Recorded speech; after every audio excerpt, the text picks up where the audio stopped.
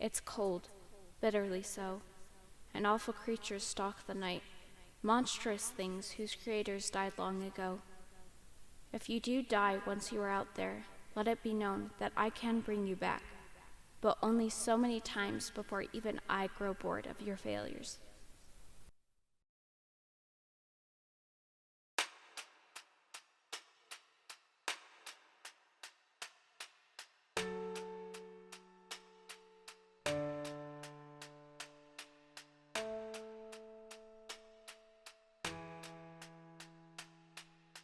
The following morning, Angel's still quite angry with John over his outburst. She heads out to get some fishing done, making sure to leave before he wakes up. When she returns home, John attempts to make amends by offering Angel some delicious turkey legs, and offers to accompany her to return some of Yora's belongings. A short while into their trek, John has an apology to make. I would first like to apologize for all that happened. I guess I'm just confused to, why? What happened? Well, I suppose that as difficult as this is for me to admit, I was afraid. Of her?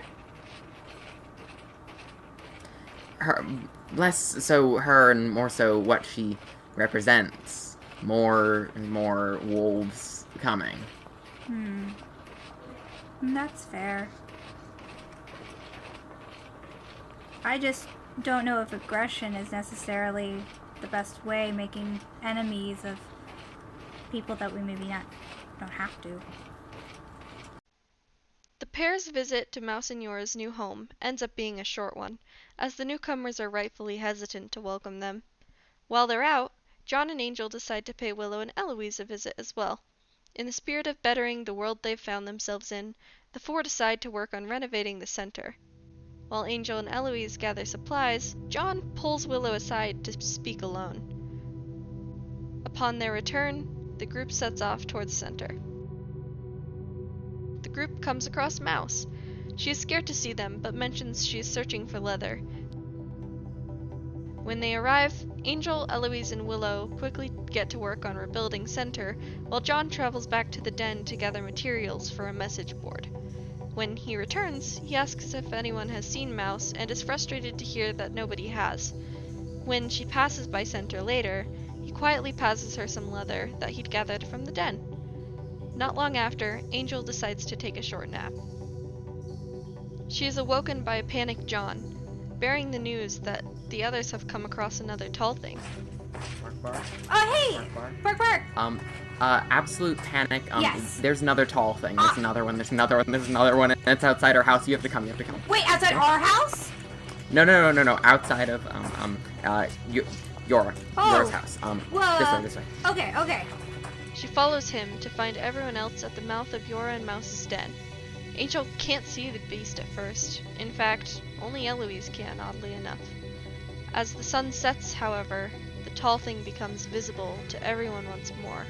It stands completely, unnervingly still amidst the rest of the group's panic. Mouse becomes more comfortable with it and names it Hubert. Scared and frustrated over how long they've been conversing about this thing, John takes matters into his own paws and attacks it. He stops only when Mouse jumps between him and the tall thing, and Eloise steps between him and Mouse. John storms off with Willow following close behind. Eloise needs Angel's help to get back to Center, so the pair don't manage to catch up to John and Willow, who must have gone off intentionally.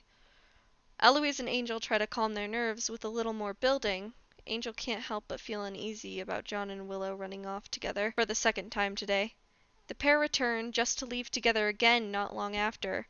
Eloise and Angel are both rather upset by this, but they're glad to have each other's company. When John and Willow finally return once more, it is decided that the wolves should go hunting together before returning to their respective homes. They pass through Mouse and Yora's territory to ask if they'd like to come along. Yora is nowhere to be found, but Mouse happily joins them. Sadly, Willow does not survive the hunt. The four remaining canines head back immediately to check on Willow. When they arrive in the Forest of the Deer, however, their calls for her elicit no response. In fact, there isn't so much as a scent of Willow in the den or territory. I don't She's see busy. her. She's up doing something. I don't know where. Yeah. I don't. She needs to rest. Yeah, she overworked her. She just. I don't know why I have such a bad feeling about this. May I come in? Yeah, come on in. Willow? Willow? It is evident that not only is Willow not in the area, but that she hasn't been since she left alongside Eloise and the others days ago. For the first time, Eloise cannot bring herself to feel optimistic. Despite the others' words of comfort and encouragement, she is overcome with hopelessness. Though they hesitate to leave Eloise alone, the other three travel to their respective homes, with plans to check on Eloise soon. Days and then weeks pass by without any sign of Willow. Eloise is uncharacteristically reserved during this time, avoiding contact with any of the wolves. Eloise knows what she must do.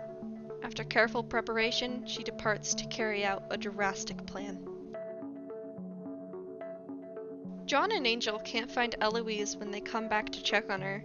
Burdened by the realization that Willow has yet to return, John feels it's time to show Angel something that he's been working on for some time.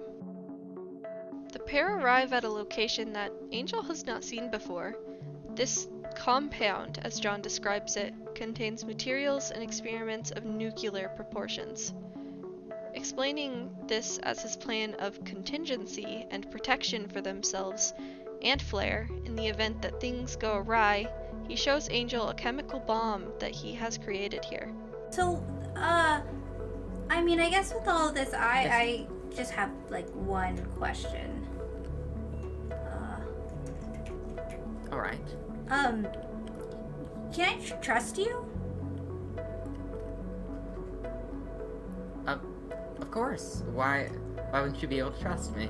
I don't know. I guess at the end of the day, I just want to know that you have our best intentions. Well, of course. That's why I'm doing all of this. It's to keep us, both of us, safe, and Flare, to keep us safe. Mouse has stayed behind at the den while Yora is off gathering resources. Deciding to spend time with Hubert, she makes her way towards the frozen stream.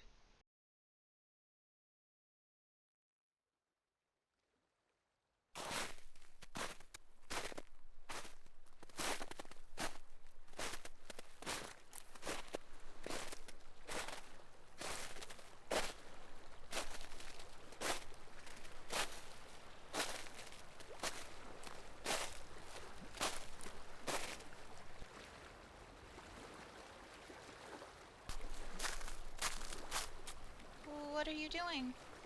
Mouse, Wait. No! I'm sorry. In a flood of emotion, Mouse kills Eloise for taking the life of her friend. Mouse is left alone to deal with her loss, Eloise's betrayal, and the weight of having killed another wolf.